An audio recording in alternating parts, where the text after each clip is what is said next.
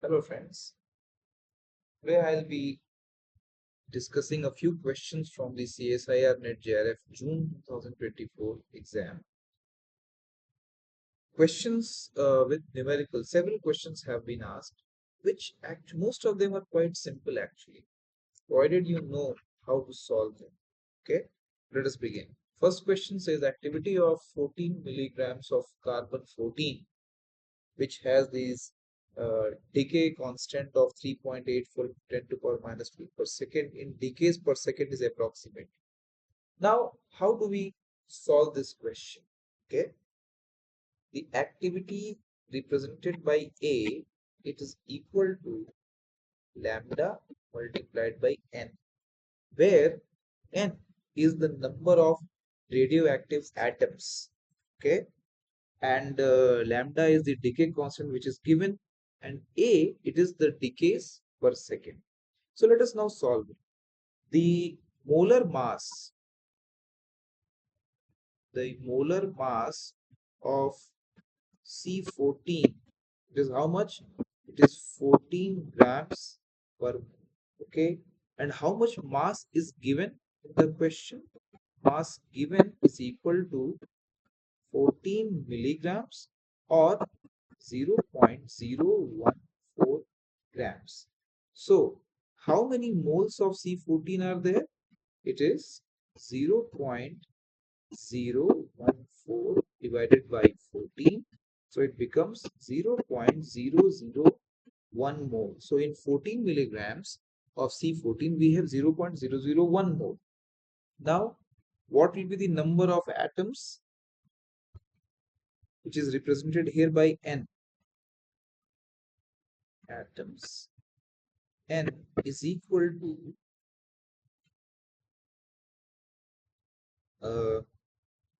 0.001 multiplied by 6.02 into 10 to power 23. So here the 0.6.022 into 10 to power 23, this is the Avogadro number, and here we have the 0.001 mole. So Avogadro number is represented, the unit is atoms per mole, and here it is 0.001 mole. So the number of radioactive atoms over here, it becomes 6.022 into 10 to the power 20 atoms. Okay, now let us calculate the activity A. So A is equal to here 3.84 into 10 to the power minus 12 multiplied by 6.022 or 022 into 10 to the power 20. This gives us the answer of 2.31 into 10 to the power 9 decays per second. So the answer here would be this. Okay, so what is the catch over here? We might assume that the n, first of all you have to remember this formula, that the decays per second is the decay constant multiplied by the radioactive number of radioactive atoms. Then after you remember this formula, you'll have to this is a bit tricky over here, how to calculate the number of atoms. So that has to be done by following the this procedure of calculating the number of moles, then multiplying the number of moles by the Avogadro number. Okay, and then you can calculate it. So this is a fairly easy question. Now let us move to the second question. So what does it say over here? This question reads, at a depth of 900 millimeter in a sedimentary core, the C14 activity is 1 by 16 of the surface activity. So what is the average sedimentation rate, provided the half-life of C14 is 6000 years? So remember the decay law. The formula for decay law, N is equal to n0 into 1 by 2 to the power n. Now, here n is the half-life and the activity, that is at the depth of 900 millimeter, activity becomes n by n0 actually is 1 by 16, and the small n, it is given 4 half lives. So the total time that we'll be calculating over here, it will be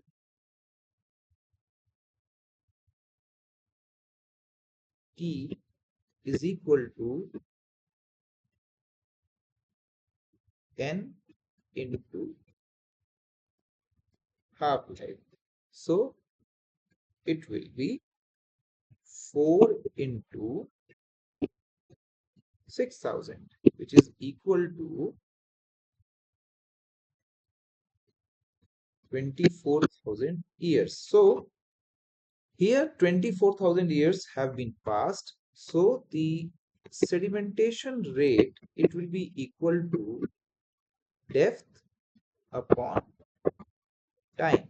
It will be 900 millimeters upon 24,000 years. So this will become 0.0375 millimeter per. The number 4 is the answer. So at a depth of 900 millimeter in a sedimentary core, the C14 activity is 1/16th of the surface activity.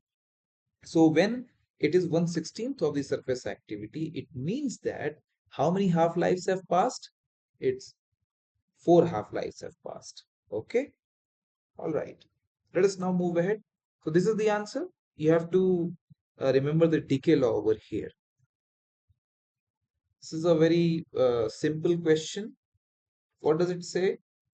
The question here says that if the Earth were to be twice its present radius, but its density would have been reduced to half its original value, then what will happen? So there are 4 options. Mass and gravity field will remain the same. Mass would increase 4 times, but gravity would remain the same. Mass and gravity field would increase by 4 times, and mass would remain same, but gravity field would increase by 4 times. So here, what we have to do, first of all, how do we calculate the mass of the Earth? The mass of the Earth, m, is equal to density multiplied by volume. So here, density multiplied by 4 by 3 pi r cube. Now the new radius r dash is twice that of r, and the new density rho dash is rho by 2. Okay, so the new mass m dash will be equal to rho by 2 multiplied by 4 by 3 pi 2r whole cube.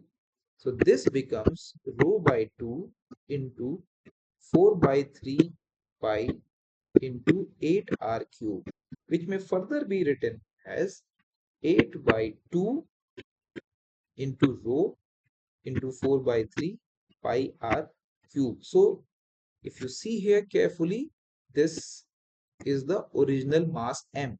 So it becomes 4m. So the first thing is that mass would increase 4 times. You can see it in the second option.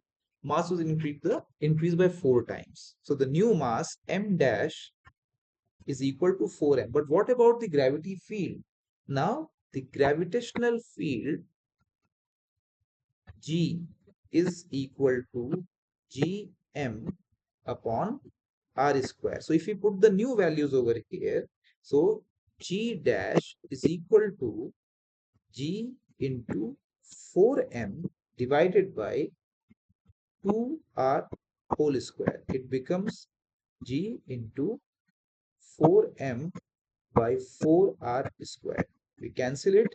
It again becomes Gm by r square. So the gravity field will not change. So this becomes the answer over here. So very easy question. We simply have to put in the values and do simple calculations. Next one. What is the total iron by weight percent in garnet having FeO as 21.36 weight percent and Fe2O3 as 1.96 weight percent given the atomic weights of iron and oxygen. So in this question, we have to calculate the total iron, okay? Total iron in weight percent. So this total iron in weight percent, it will be given by the FeO. It will be contributed by FeO and Fe2O3 as well. So let us calculate separately the two contributions. Now FeO contribution, how we will calculate? The FeO is given as 21.36 weight percentage. So the first of all, let us calculate the molar mass of FeO. Molar mass of FeO is equal to 56 plus 16. See, 56 and 16 is equal to 72 gram per mole. Now, in the 72 gram per mole, what is the fraction of Fe? Fraction of Fe will be 56 divided by 72, which will be approximately 0.7778. Okay. Now, what will be the Fe from FeO? Because the weight is given 21.36. So Fe from FeO will be 21.36 multiplied by 0.7778. It becomes 16.61%. Okay. Now let us look at the Fe2O3 contribution.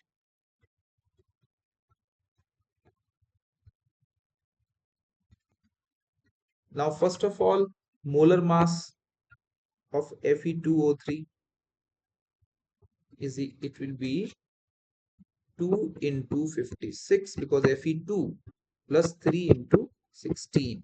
So it becomes 160 gram per mole. Okay.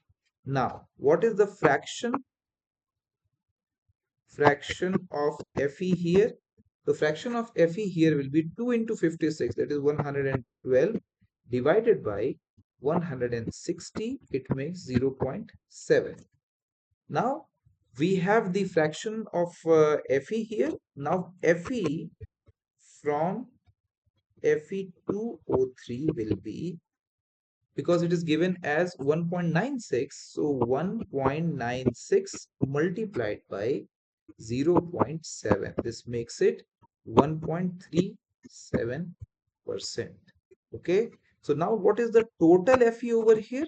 This is equal to 16.61 plus 1.37, approximately it will be 18%. Okay, so this is how it can be calculated. These are all very simple questions, provided you know how to solve them. Now, this question, it says, if the Earth were to orbit around the Sun at twice its present distance without any change in the rotational velocity, then a year on it would have how many days? Now, this question has to be solved by using the Kepler's law, the Kepler's third law. Okay, and we all are aware that what is Kepler's third law? The Kepler's third law states that the square of the time period is directly proportional to the cube of the semi-major axis, the radius of the semi-major axis. So let us consider under normal circumstances. So T1, that is 365 days. Okay. So T1 square is directly proportional to R1 cube. Now what we have done, we have increased the R by 2 times, twice. So T2 square will be directly proportional to R2 cube or 2R1 whole cube, which means T2 square is directly proportional to 8R1 cube. Now let us calculate the ratio. T2 upon T1 square is equal to 8R1 cube upon R1 cube. Cancel this out. So T2 square is equal to 8 T1 square. We take a square root of both the sides. T2 is equal to under root 8 T1, which is equal to 2 root 2 T1, which is further equal to 2 root 2 into 365. This becomes 730 root 2 days. See how fairly simple this question is. We simply have to apply a bit of logic that here in this question, we have to apply the Kepler's third law. All right. Now, next question is, if the primary productivity of the Kerala coast during upwelling becomes 400 gram carbon per meter square per year, and Indian oil sardines is a fish, is a major fish feeding on plankton, what would be the expected annual maximum yield of oil sardine in this, considering average ecological efficiency of 10%? Now, what is ecological efficiency, by the way? The ecological efficiency is percentage of energy transferred from one trophic level to the other. Okay, how much percentage of energy is being transferred? Now, what it is saying, that during the upwelling, the value of primary productivity is given. Here, it's a bit tricky question. Why? You will have to think of the food chain over here. Fish is here the uh, largest consumer, but the fish don't directly eat the phytoplanktons. The because primary productivity is for phytoplanktons, and phytoplanktons are eaten by zooplanktons, and zooplanktons in turn are eaten by the fish. Okay, so you will understand why I gave you this background. If you will simply consider the phytoplanktons being eaten by the fish, then you might end up giving the wrong answer. So let us see. The primary productivity is 400 gram carbon per meter square per year. And the ecological efficiency is given as 10%, which is 0.10. Means around 10% of energy is being transferred from one trophic level to other. Here, which organism is in question? Here, the organism which is in question, they are oil sardines, which is the fish. But please do mind, please do take care that the oil sardines, they are not primary consumers, they are secondary consumers. Okay, so which means that the maximum yield will be is equal to the primary productivity multiplied by now the ecological efficiency of zooplanktons, which are the primary consumers, multiplied by ecological efficiency of sardines, which are the secondary consumers. So this would become 400 multiplied by 0.1 multiplied by 0.1. Answer would be 4 gram carbon per meter square per. Okay. If you will skip this step of considering the oil sardines as secondary consumers, then what you will do, you will simply multiply 400 by 0.1 and you will get this answer 40 grams, which is not the correct answer. So before solving such questions, you'll have to apply a bit of thinking that which are the correct uh, consumers. Okay, all right. Now this is a very interesting question. Very simple, but it's an interesting question that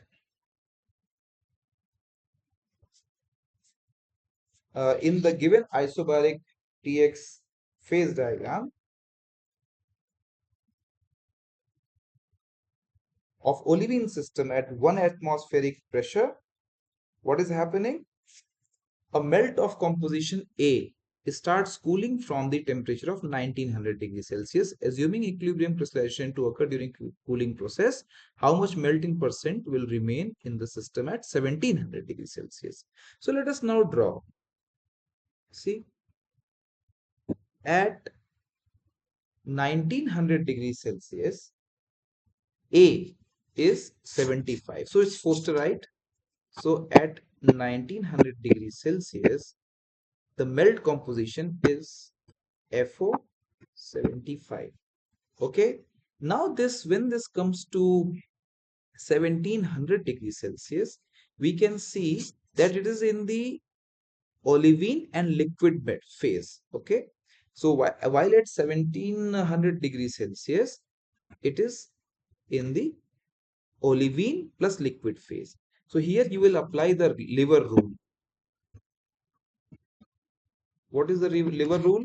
It is to calculate this, it is the concentration of solid minus concentration of the bulk divided by concentration of the solid minus concentration of the liquid.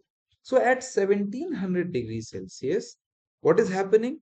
You can see that the solid, it is 85. So C solid will be 85% minus what was the bulk? Bulk was A, which was 75 divided by again C solid 85 minus liquid. So here the liquid is, if you see it's liquid, it is 55. So it becomes 10 upon 30. So what is this 10 upon 30? 10 upon 30 is the melt. So if you divide it, it will become 0.333 or 33.3%. And the solid FO, solid FO, solid olivine will be 66.7%. What is the question asking? How much melt is in the system? Answer will be 33.3. Remember this lever rule over here. It's a very simple question and you can find it in this concept in the Meher-Bose igneous petrology book. Okay? All right. A shallow water wave travels at a speed of v meter per second in an ocean of depth 2500 meter. What would be the depth of ocean in which the speed of this wave reduces to v by 5 meter per second? So when we talk of shallow water waves, in case of shallow water waves, the celerity or the velocity becomes gd. If we consider the g is the acceleration due to gravity, so 3.13 under root d. What is d? D is the depth. Okay, so here v1 is equal to 3.13 under root 2500. So this becomes 3.13 multiplied by 50. So V2 is equal to V1 by 5 or V by 5. So it can be V1 by 5 is equal to 3.13 under root D2. So it can further be written as 3.13 multiplied by 50 divided by 5 is equal to 3.13 under root D2. So it gets cancelled out 10. So root D2 is equal to 10. D2 is equal to 10 square, which is 100 meters. So this is the 100 meters. In my wave ocean wave video, you will find that to calculate the celerity of deep water waves, there are different formula given. To calculate the celerity of shallow water waves, there's a different formula given.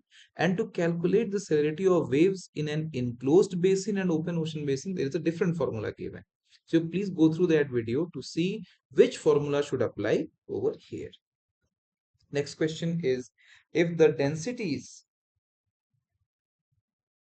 of fresh water and salt water, they are 1000 kilogram per meter cube and 1020 kilogram per meter cube, and the water table is 2 meter above the sea level, then fresh water salt water uh, interface will be found at a depth of how many meters? Okay, to solve this question, we have to understand here that when the water mixing goes on, then how do we calculate it? Because this question depends on the formula of the freshwater saltwater interface below sea level. So freshwater saltwater interface below sea level, Z is equal to rho of saline water, the density of saline water divided by rho S minus rho F, density of fresh water, multiplied by H. So what is H over here? H is the height, there is water table 2 meter above the sea level. So this becomes 1020 divided by 1020 minus 1000 multiplied by 2. So here, if you calculate it all, it will become 1020 divided by 20 multiplied by 2. Cancel it out, becomes 102 meters, which is approximately 100 meters. So closest answer here is 100 meters. So to calculate this, you simply have to take the ratio of the salt water density and the difference of saltwater and freshwater density and multiply it by the height of the groundwater. Okay. All right. Now this is a very interesting question. Figure shows profiles of parameter A in oceans P and Q. Which of the following statements is correct? So if we look at these two curves, we can see that with depth, there is an increase in the concentration of this parameter. So this curve represents the same thing. Of course, the two P and Q, they represent two geographical localities. So when we look at the options, it is saying A is nitrate, NO3 2 minus. Then another option, A is dissolved oxygen.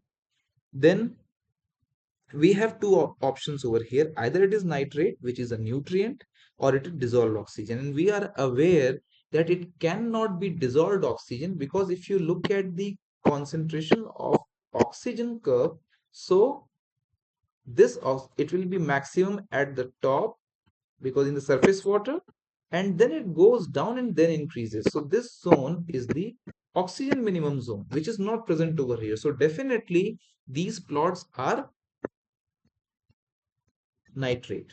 Okay, these plots are NO3 minus, sorry, NO3 minus. Now in one case, in case of P, it is increasing steeply from the surface water to a depth of approximately 500 meters, and that it increases, which means that it is in the deeper waters, it is there in larger concentration, and in Q it is increasing, but the uh, increase is not that steep as in case of P, which means that the locality P, it is having a larger concentration with depth. And why will that happen? That will happen only when the water properties are not sufficient or conducive enough to support life activities because it is a nutrient.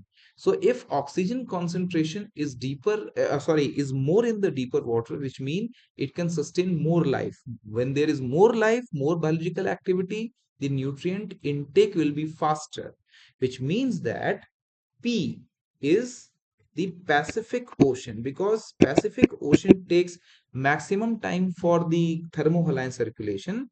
So when the rising arm of the conveyor belt upwells in the Pacific Ocean, it is very much high in carbon dioxide, which means that here the life activities are not as supported as in Q, which seems to be the Atlantic Ocean, because Atlantic Ocean has much younger waters due to the sinking of NADW. So A is nitrate, P is Pacific Ocean, and and Q is Atlantic Ocean. Just because you can see how the variation of this parameter has taken place. Next question. It's a question which normally we solve in our practicals while doing stratigraphy. Here what it is saying, a dipping tabular ore body has a thickness of 24 meters as measured in a vertical drill hole. If the true thickness of the body, so 24 meter is the apparent thickness and 12 meter is the true thickness. So what we need to do over here, we need to look at the question itself to find out all the parameters. So what it is saying, it's a dipping tabular ore body. So it's a dipping tabular ore body. So this is the ore body, and then it's a dipping body, and what we have done, we have drilled a vertical hole. So the apparent thickness that comes in that vertical hole, that 24 meter is here. And what does it say? True thickness of the ore body, the true thickness is this is the true thickness. So this is 12 meters. Okay, so now what do we need to calculate? We need to calculate this angle theta. Okay, so apparent thickness is equal to true thickness by cos theta. Why? Because here this is the base, so this is the right angle triangle, this is the base, and this is a hypotenuse. So it will become 24 is equal to 12 by cos theta. Cos theta is equal to 12 upon 24 is equal to 1 by 2. Theta is equal to cos inverse 1 by 2, which means theta is 60 degrees. See how simple this question was? You need to draw this diagram in your rough space while solving this question. Okay, so this is a dipping tabular ore body, and then 24 meters is the apparent dip over here. Apparent thickness over here. All right. Now, a wind wave at the ocean surface has a wave height of 5 meters and wavelength of 12 meters respectively. What will be its wave steepness and wave energy per unit area, E in joules per meter square? So density is given, gravity is given. So first let us look at the wave steepness. Wave steepness, if you remember my videos, it is equal to wave height, that is h by lambda, that is the wavelength. So it becomes 5 by 12. You divide it, answer will be 0.416. So this is the wave steepness. So we have two options over here, option 1 and option 4. Now how to calculate this energy, the wave energy? Wave energy E is equal to 1 by 8 rho g h square. So here rho is given as 1 by 8 multiplied by 1030, g is 9.8, and height is given as 5 meters. So it becomes 5 square. So you calculate it and you will get the value of 31,543 joules per meter square. So the first option is correct over here. So very simple thing. Again, This formula needs to be remembered. Two formulas used in this question: wave steepness, h by lambda, and then energy 1 by 8 rho gh square. Now this is a very interesting question. At a location in Australia, stromatolite length was 1.3 meter, and considering there was no change in sea level and there was no erosion, what would be the expected age? Now you might seem this question a very kind of tough or offshoot that you haven't heard something like this. But if you read about the stromatolites, modern day stromatolites, then it has been deduced that to estimate the age of a stromatolite based on its vertical growth, what do we need to know? We need to know the average growth rate of a stromatolite under the stable conditions. So, average growth rate. Now, in the modern day, in the Shark Bay of Australia, then the typical vertical growth rate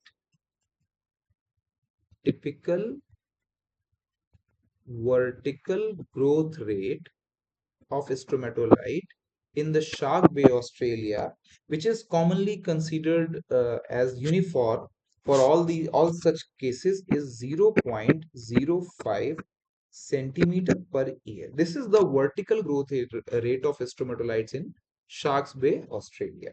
So, age, what is the age? Age is equal to, what is the total height given? Total height given is 1.3 meters.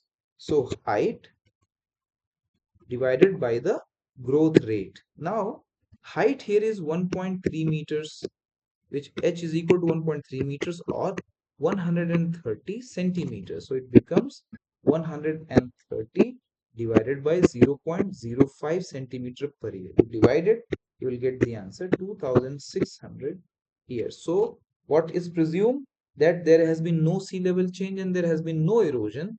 Then a stromatolite of this length 1.3 meter will be 2600 years. It's a very unique kind of question. I like this question. All right. Now the next question is, what will be the temperature change of an isolated air parcel of 100 kilogram due to a condensation of 100 gram of water vapor? So under such uh, conditions where the condensation has happened and you have to calculate the temperature change, so let us first look at the parameters that is given. Mass of air is 100 kilograms, which is given. Okay. Now, what is the amount of or the mass of condensed water vapor? Condensed water vapor is 100 grams or 0.1 kilogram.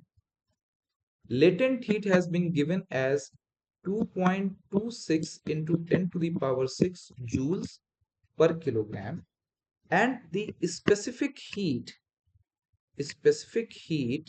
is 1004 joules per kilogram per Kelvin.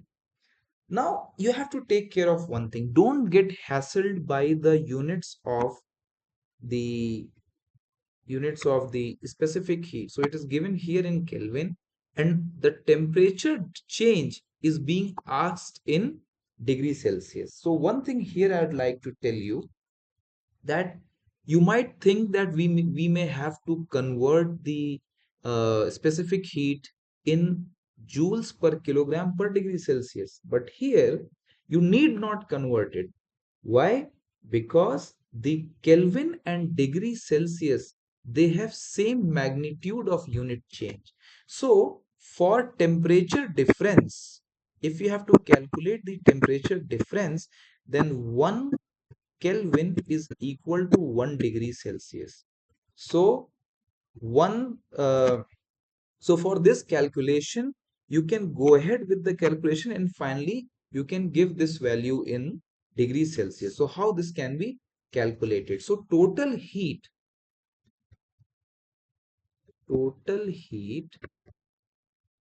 released by condensation, total heat released by condensation Q is equal to mass of the water vapor multiplied by the latent heat. So which is 0.1 kilograms multiplied by 0.1 kilograms multiplied by 2.26 into 10 to the power 6 joules per kg. So the total heat released becomes now 2.26 into 10 to the power 5 joules. And what is the temperature change of the air parcel? Temperature change delta T. It will be total heat release divided by mass of the air multiplied by the specific heat. So this becomes 2.26 into 10 to the power 5 divided by 100 kilograms multiplied by 1004 joules per kilogram per degree Celsius. You calculate this, you will get the answer 2.25 degrees Celsius. So closest to this is here 2.3 degrees Celsius or 3 degrees Celsius. Okay. So what you need to calculate over here, first calculate the total heat released by the condensation and then the temperature change. Now, this is again a very interesting question which they had asked, and I really liked solving this question. So what it is saying, on 10th October 2014, a cyclonic storm Hudhud approached Vishakhapatnam. A buoy beneath the storm recorded sea surface temperature of 29 degrees. The buoys are the instrument which keep floating in the oceans and they record the sea surface temperature. At the same time, a satellite measured cloud top temperature of minus 74 degrees Celsius. Assuming that cyclonic storm Hudhud became like Carnot engine. How efficient was Hudhud as a heat engine? So, those of you who have studied chemistry and physics in the lower classes must have come across the Carnot engine. So, Carnot engine efficiency is given as neta is equal to 1 minus Tc upon Th. So what is Tc over here? Tc is the temperature of the heat sink. Okay. Tc is the temperature of heat sink, which in this case is the cloud temperature of the cloud top, and Th is the temperature of heat source, which in this case is sea surface because sea surface gives heat, which and that heat, the sink of that heat is the cloud, and both these temperatures need to be in Kelvin. Okay, so the sea surface temperature is given as 29 degrees Celsius, and to convert this you will have to add 273. So this becomes 302 Kelvin, and the cloud top temperature, this is minus 74 degrees Celsius. To convert it, minus 74 plus 273, this becomes 199 Kelvin. So now neta becomes 1 minus 199 divided by 302. It is 1 minus 0.660. It is 0.340. So this becomes the answer. Okay. Oh, so we come to the end of this video. I'll keep on bringing more such questions and the solutions from the previous year question papers. I hope you will like it and keep on practicing many such questions. Don't get afraid of the numericals. Try to find out the numericals from the question paper which you can solve. Okay. See you in the next video. Bye bye.